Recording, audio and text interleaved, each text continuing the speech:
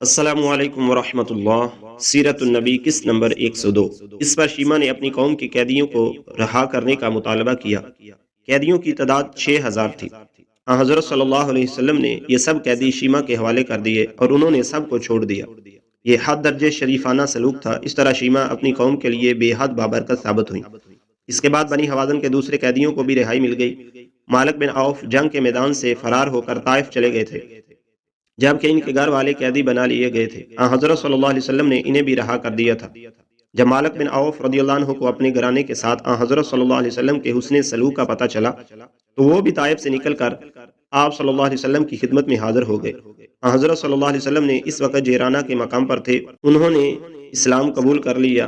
حضرت صلی اللہ علیہ وسلم نے انہیں بنی حوازن کے ان لوگوں کا امیر بنا دیا جو مسلمان ہو گئے تھے۔ جیرانہ سے حضرت صلی اللہ علیہ وسلم مکہ معظمہ روانہ ہونے لگے تو عمرے کا احرام باندھ لیا۔ وہاں سے روانہ ہو کر رات کے وقت مکہ میں داخل ہوئے۔ آپ صلی اللہ علیہ وسلم مسلسل لبیک یعنی تلبیہ پڑھتے رہے۔ عمرے سے فارغ ہو کر حضور اکرم صلی اللہ علیہ وسلم 27 ذی-القعدہ کو واپس مدینہ منورہ تشریف لائے۔ فتح مکہ کے بعد عرب کے تمام قبائل پر اسلام کی داغ بیٹھ گئی اور وہ جوق در جوق اسلام قبول کرنے لگے۔ رجب 9 ہجری میں غزوہ تبوک پیش آیا۔ حضرت صلی اللہ علیہ وسلم کو اپنے جاسوسوں کے ذریعے اطلاعات ملی کہ رومیوں نے شام میں بہت زبردست لشکر جمع کر لیا ہے، اور یہ کہ انہوں نے اپنے ہر اول دستوں بلقاء کے مقام پر پھیلا دیا ہے۔ بلقاء ایک مشہور مقام تھا۔ ان اطلاعات کی بنیاد پر حضرت صلی اللہ علیہ وسلم نے تیاری کا حکم فرمایا۔ آپ صلی اللہ علیہ وسلم نے صحابہ کرام رضی اللہ عنہم کو جنگ کی تیاری کا حکم فرماتے تھے تو یہ نہیں بتاتے تھے کہ جانا کہاں ہے، مطلب یہ کہ اس بات کو خفیہ رکھتے تھے۔ لیکن غزوہ تبوک کی باری میں آپ نے معاملہ راز میں نہ رکھا، اس لیے کہ رومیوں کا لشکر بہت زیادہ فاصلے پر تھا۔ راستے کی تکالیف کا اندازہ کیے بغیر چل پڑنا مناسب نہیں تھا۔ اس کے علاوہ دشمن کی تعداد بھی بہت زیادہ تھی، اس لیے اس کے مطابق تیاری کرنے کی ضرورت تھی۔ غزوہ تبوک حضرت صلی اللہ علیہ وسلم کا آخری غزوہ ہے۔ اس کے بعد آپ صلی اللہ علیہ وسلم کسی غزوے میں تشریف نہ لے جا سکے، البتہ مہمات کے لیے صحابہ کرام رضی اللہ عنہم کو روانہ فرماتے رہے۔ سامان جنگ اور ضرورت کی دوسری چیزوں کے لیے حضرت صلی اللہ علیہ وسلم نے امداد کا اعلان فرمایا۔ اس اعلان کا سننا تھا کہ صحابہ کرام نے اپنا مال اور دولت پانی کی طرح خرچ کیا۔ حضرت عثمان رضی اللہ عنہ نے تو اس قدر دولت لٹائی کہ کوئی دوسرا شخص مقدار کے لحاظ سے ان کی برابری نہ کر سکا۔ انہوں نے 900 اونٹ، 100 گھوڑے، 10,000 دینار اور ان کے علاوہ بے شمار زادے را دیا۔ حضرت عثمان رضی اللہ عنہ کی فیاضی کا حال دیکھ کر حضرت صلی اللہ علیہ وسلم نے فرمایا، اے اللہ، میں عثمان سے راضی ہوں، تو بھی ان سے راضی ہو جا۔ ایک روایت کے مطابق آپ صلی اللہ علیہ وسلم کافی رات گئے تک ان کے لیے دعا فرماتے رہے۔ آپ صلی اللہ علیہ وسلم نے ان کے لیے یہ الفاظ بھی ارشاد فرمائے، آج کے بعد عثمان کا کوئی عمل انہیں نقصان نہیں پہنچا سکتا۔ یہ الفاظ کہتے وقت آپ صلی اللہ علیہ وسلم ان دیناروں کو الٹ پلٹ رہے تھے۔ حضرت عثمان رضی اللہ عنہ کے علاوہ جو دوسرے مالدار صحابہ تھے انہوں نے بھی لشکر کی تیاری میں زبردست امداد دی۔ حضرت ابوبکر صدیق رضی اللہ عنہ تو قربانی میں سب سے بڑھ گئے۔ وہ اپنے گھر کا سارا سامان لے آئے، اس کی تعداد 4000 درہم کے برابر تھی۔ حضرت صلی اللہ علیہ وسلم نے ان سے پوچھا، ابوبکر، اپنے گھر والوں کے لیے بھی کچھ چھوڑا ہے یا نہیں؟ جواب میں انہوں نے عرض کیا، میں نے ان کے لیے اللہ اور اللہ کا رسول چھوڑا ہے۔ حضرت عمر رضی اللہ عنہ اپنا نصف مال لائے۔ حضرت عبد الرحمن بن عوف رضی اللہ عنہ بھی بہت سا مال لائے۔ حضرت عباس بن عبد المطلب بھی بہت مال لائے۔ عورتوں نے اپنے زیورات اتار کر بھیجے۔ حضرت عاصم بن عدی رضی اللہ عنہ نے 70 وسق کھجوروں کے دیے۔ ایک وسق اتنے وزن کو کہتے ہیں جتنا وزن ایک اونٹ پر لادا جا سکے۔ یہ وزن تقریباً 4.25 ٹن بنتا ہے۔ آخر کار جنگ کی تیاری مکمل ہو گئی۔ حضرت صلی اللہ علیہ وسلم 30,000 کے لشکر کے ساتھ روانہ ہوئے۔ اس لشکر میں 10,000 گھوڑے تھے۔ آپ نے محمد بن مسلمہ رضی اللہ عنہ کو مدینہ منورہ میں اپنا قائم مقام بنایا۔ اس لشکر میں کچھ منافقین بھی شامل ہوئے۔ ان میں منافقوں کا سردار عبداللہ بن ابی سلول بھی تھا۔ یہ مہم چونکہ بہت دشوار تھی، طویل فاصلے پر تھی، اس لیے اکثر منافقین تو شروع ہی سے ساتھ نہیں دیتے تھے۔ پھر جانے والوں سے بھی بہت سو کی ہمتیں جواب دے گئیں اور وہ کچھ ہی دور چلنے کے بعد واپس لوٹ گئے۔ اس طرح منافقوں کا پول کھل گیا۔ حضور اکرم صلی اللہ علیہ وسلم نے اس غزوے کے لیے کئی پرچم تیار کرائے۔ سب سے بڑا پرچم حضرت ابوبکر صدیق رضی اللہ عنہ کے ہاتھ میں دیا۔ حضرت علی رضی اللہ عنہ کو آپ صلی اللہ علیہ وسلم نے مدینہ منورہ ہی میں ٹھہرنے کا حکم فرمایا۔ اس پر حضرت علی رضی اللہ عنہ کو کچھ پریشانی محسوس ہوئی تو آپ صلی اللہ علیہ وسلم نے ارشاد فرمایا، کیا تم اس بات سے خوش نہیں ہو کہ تمہاری حیثیت میرے لیے وہی ہو جو موسیٰ علیہ السلام کے لیے ہارون علیہ السلام کی تھی؟ فرق یہ ہے کہ ہارون علیہ السلام نبی تھے اور میرے بعد کوئی نبی نہیں۔ یہ سن کر حضرت علی رضی اللہ عنہ مطمئن ہو گئے۔ سوائے غزوہ تبوک کے اور کوئی غزوہ ایسا نہیں جس میں حضرت علی رضی اللہ عنہ شریک نہ ہوئے ہوں۔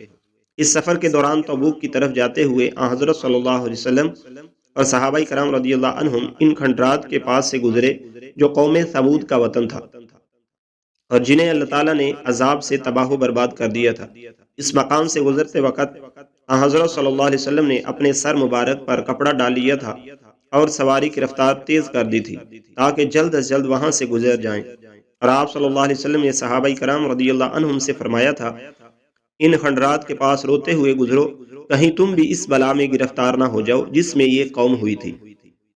آپ نے یہ اعلان بھی فرمایا، آج رات ان پر آندھی کا زبردست طوفان آئے گا، جس کے پاس اونٹ یا گھوڑا ہے وہ اس کو باندھ رکھے۔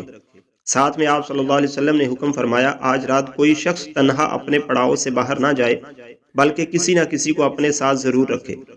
پھر اتفاق ایسا ہوا کہ ایک شخص کسی ضرورت سے تنہا باہر نکل گیا۔ نتیجہ یہ ہوا کہ اس کا دم گھٹ گیا۔ ایک دوسرا شخص اپنے اونٹ کی تلاش میں نکل گیا۔ اس کا انجام یہ ہوا کہ ہوا اسے اڑا لے گئی اور پہاڑوں پر جا پھینکا۔ حضرت صلی اللہ علیہ وسلم کو جب ان دو واقعات کا علم ہوا تو فرمایا، کیا میں نے کہا نہیں تھا کہ کوئی تنہا نہ جائے، باہر جانا پڑ جائے تو کسی کو ساتھ لے کر نکلے۔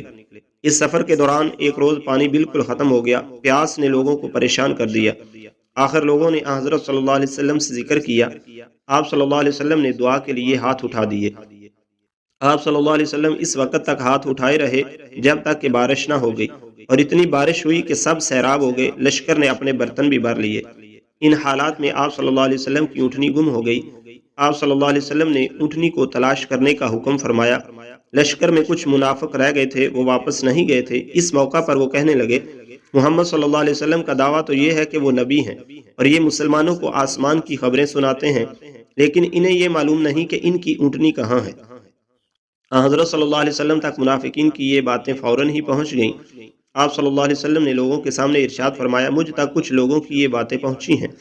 اللہ کی قسم میں انہی باتوں کو جانتا ہوں جو اللہ تعالیٰ مجھے بتا دیتے ہیں، اور اونٹنی کے بارے میں مجھے ابھی اللہ تعالیٰ نے بتایا ہے کہ وہ فلاں وادی میں ہے، اس کی مہار ایک درخت کی ٹہنی میں الجھ گئی ہے،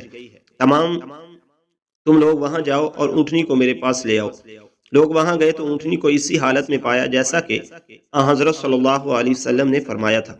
سفر جاری تھا کہ حضرت ابو ذر غفاری رضی اللہ عنہ کا اونٹ تھک گیا۔ جب اونٹ کسی طرح چلنے کے لیے تیار نہ ہوا تو تنگ آ کر حضرت ابو ذر رضی اللہ عنہ نے سامان اس پر سے اتار کر اپنے سر پر رکھ لیا اور پیدل چل پڑے، یہاں تک کہ حضرت صلی اللہ علیہ وسلم تک پہنچ گئے۔ لوگ آپ صلی اللہ علیہ وسلم کو پہلے ہی خبر دے چکے تھے کہ ابو ذر پیچھے رہ گئے ہیں کیونکہ ان کا اونٹ تھک گیا ہے۔ یہ سن کر آپ صلی اللہ علیہ وسلم نے فرمایا، اسے اس کے حال پر چھوڑ دو، اگر ابو ذر میں کوئی خیر ہے تو اللہ تعالیٰ اسے تم تک پہنچا دے گا، اور اگر خیر کی بجائے برائی ہے تو سمجھ لو اللہ تعالیٰ نے تمہیں اس سے امن دے دیا ہے۔ پھر لوگوں نے دور سے کسی کو آتے دیکھا تو حضرت صلی اللہ علیہ وسلم کو اطلاع دی۔ آپ صلی اللہ علیہ وسلم نے فرمایا، ابو ذر ہوں گے، اللہ ان پر رحم فرمائے، اکیلے ہی پیدل چل رہے ہیں، اکیلے ہی مریں گے، یعنی ان کی موت پیرانے میں ہوگی، اور اکیلے ہی دوبارہ زندہ ہو کر قیامت میں اٹھیں گے۔ حضرت ابو ذر غفاری رضی اللہ عنہ کے بارے میں حضرت صلی اللہ علیہ وسلم کی یہ پیشن گوئی لفظ با لفظ پوری ہوئی۔ حضرت عثمان رضی اللہ عنہ کے زمانے میں وہ ربضہ کے ویران مقام پر چلے گئے تھے، وہیں ان کی موت واقع ہوئی تھی۔ آخر اسلامی لشکر نے تبوک کے مقام پر پہنچ کر پڑاؤ ڈالا۔ وہاں پہنچ کر معلوم ہوا کہ تبوک کے چشمے میں پانی بہت کم ہے، لشکر کی ضرورت اس سے پوری نہیں ہو سکتی۔ حضرت صلی اللہ علیہ وسلم نے اس میں سے اپنے دستے مبارک میں پانی لیا اور اس کو منہ میں لے کر واپس چشمے کے دہانے پر کلی کر دی۔ چشمہ اسی وقت ابلنے لگا اور پورا بھر گیا۔ اس طرح سب نے پانی سے سیرابی حاصل کی۔ یہ علاقہ اس وقت بالکل بنجر تھا۔ اس موقع پر نبی اکرم صلی اللہ علیہ وسلم نے حضرت معاذ رضی اللہ عنہ سے ارشاد فرمایا، اے معاذ، اگر تمہاری عمر نے وفا کی تو تم دیکھو گے یہ علاقہ باغ و بہار بن جائے گا، یعنی گرد و پیش کی یہ سرزمین باغات والی نظر آئے گی۔ مورخ علامہ ابن عبد البر اندلسی لکھتے ہیں کہ میں نے وہ علاقہ دیکھا تھا، تمام کا تمام باغات سے بھرا ہوا تھا۔ تبوک کے مقام تک پہنچنے سے ایک رات پہلے حضرت صلی اللہ علیہ وسلم ایک رات سوئے تو صبح آپ صلی اللہ علیہ وسلم کی آنکھ دیر سے کھلی۔ بیدار ہوئے تو سورج سوا نیزے کے قریب بلند ہو چکا تھا۔ اس سے پہلے رات کو آپ صلی اللہ علیہ وسلم نے بلال رضی اللہ عنہ کو جاگ کر نگرانی کرنے اور فجر کے وقت اٹھانے کا حکم دیا تھا۔ حضرت بلال رضی اللہ عنہ ٹیک لگا کر بیٹھ گئے تھے، اتفاق سے ان کی بھی آنکھ لگ گئی تھی، وہ بھی سوتے رہ گئے تھے۔ اس طرح نماز کا وقت نکل گیا۔ حضرت صلی اللہ علیہ وسلم نے حضرت بلال سے فرمایا، کیا میں نے تم سے کہا نہیں تھا کہ ہمیں فجر کے وقت جگا دینا؟ جواب میں حضرت بلال رضی اللہ عنہ نے عرض کیا، اے اللہ کے رسول، جس چیز نے آپ کو غافل کر دیا اسی نے مجھے غافل کر دیا، یعنی مجھے بھی نیند آ گئی تھی۔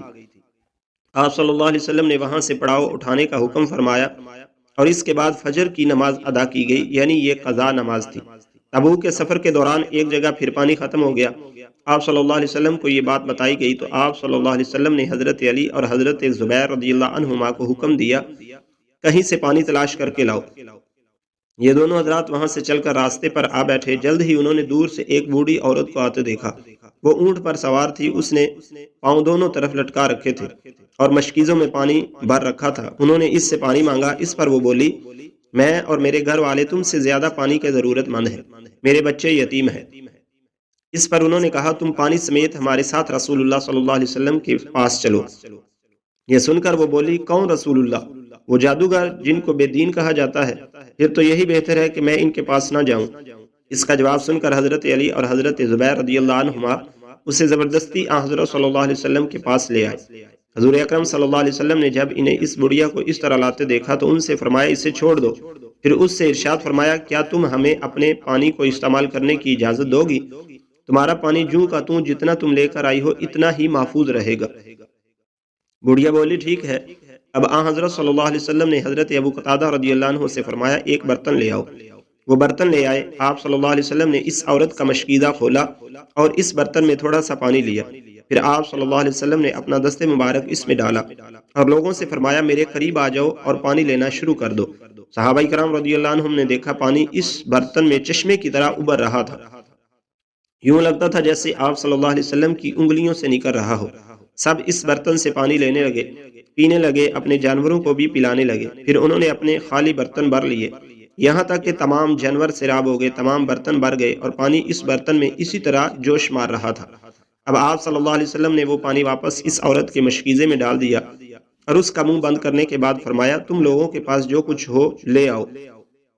آپ صلی اللہ علیہ وسلم نے ایک کپڑا بچھا دیا۔ صحابہ کرام اس کے لیے گوشت اور کھجور وغیرہ لے آئے۔ آپ صلی اللہ علیہ وسلم نے وہ سب اسے دے کر فرمایا، ہم نے تمہارے پانی میں سے کچھ نہیں لیا، یہ سب چیزیں لے جاؤ، اپنے یتیم بچوں کو کھلا دینا۔ عورت حیران زدہ تھی، اس نے یہ سارا منظر اپنی آنکھوں سے دیکھا تھا۔ ایسا منظر اس نے زندگی میں کبھی نہیں دیکھا تھا۔ جب یہ اپنے گھر پہنچی تو گھر والوں نے کہا، تم نے بہت دیر لگا دی۔ اس پر اس نے سارا واقعہ سنایا۔ اس بستی کے لوگوں کو بھی اس واقعہ کا علم ہو گیا۔ آخر یہ بڑھیا بستی کے لوگوں کے ساتھ حضرت صلی اللہ علیہ وسلم کی خدمت میں حاضر ہوئی۔ اس نے اور اس کے قبیلے والوں نے حضرت صلی اللہ علیہ وسلم کے ہاتھ پر کلمہ پڑھا۔ غزوہ تبوک میں ایک موقع پر کھانے کا سامان ختم ہو گیا۔ حالت یہاں تک پہنچی کہ ایک کھجور مل جاتی تو ایک پوری جماعت لے کر بیٹھ جاتی، پھر سب باری باری اسے چوستے اور دوسروں کی طرف بڑھا دیتے۔ آخر لوگوں نے عرض کیا، اگر آپ اجازت دیں تو ہم اپنے اونٹ ذبح کر کے کھا لیں۔ اس پر حضرت عمر فاروق رضی اللہ عنہ نے کہا، اے اللہ کے رسول، اگر آپ نے یہ اجازت دے دی تو سواری کے جانور ختم ہو جائیں گے۔ آپ ان سے فرمائیے کہ جس کے پاس بھی کوئی بچی ہوئی چیز ہو وہ لے آئے، پھر آپ اس خوراک میں برکت کی دعا کریں۔ چنانچہ ایسا ہی کیا گیا۔ ایک کپڑا بچھایا گیا، جس کے پاس کوئی چیز تھی وہ لے آیا۔ جب سب چیزیں کپڑے پر جمع ہو گئیں تو آپ صلی اللہ علیہ وسلم نے ان میں برکت کی دعا فرمائی اور فرمایا، اب تم لوگ اپنے برتن اس خوراک سے بھر لو۔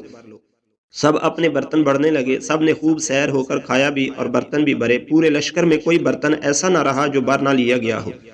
تبوک کے مقام پر پہنچ کر آپ صلی اللہ علیہ وسلم 10-15 دن ٹھہرے۔ رومی چونکہ اسلامی لشکر سے خوفزدہ ہو گئے تھے، اس لیے مقابلے پر نہ آئے اور اس طرح تبوک کے مقام پر جنگ نہ ہو سکی۔ اس دوران آپ صلی اللہ علیہ وسلم قصر نمازیں پڑھتے رہے، یعنی مسافر کی نماز جس میں ظہر، عصر اور عشاء کے فرض نمازوں میں 4 رکعت کی 2 رکعت ادا کی جاتی ہیں۔